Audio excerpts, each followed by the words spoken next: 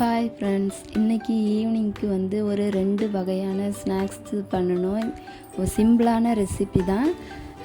ஒன்று சக்கா கொட்டை வச்சு, இன்னொன்று இட்லி மாவில்.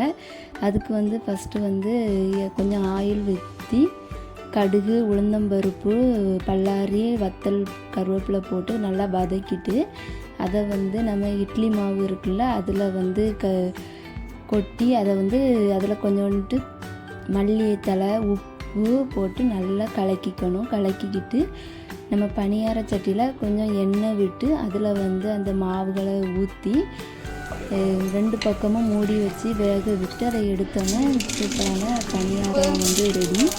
இது வீட்டில் இருக்க இட்லி மாவுலே பண்ணலாம். நல்லா இதுக்கு சட்னி வச்சோன்னா நல்லா டேஸ்ட்டாக இருந்துச்சு.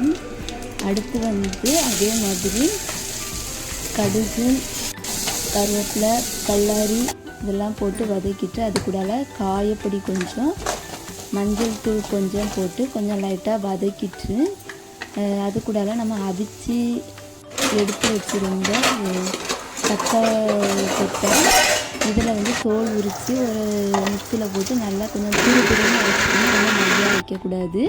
திருன்னு அரைச்சி எடுத்து அதை அந்த வதக்கி வச்சுருந்த இது கூட சேர்த்து நல்லா கிளறுனா போதும். சுவையான சக்கா கொட்டை பொடி மாஸ் ரெடி.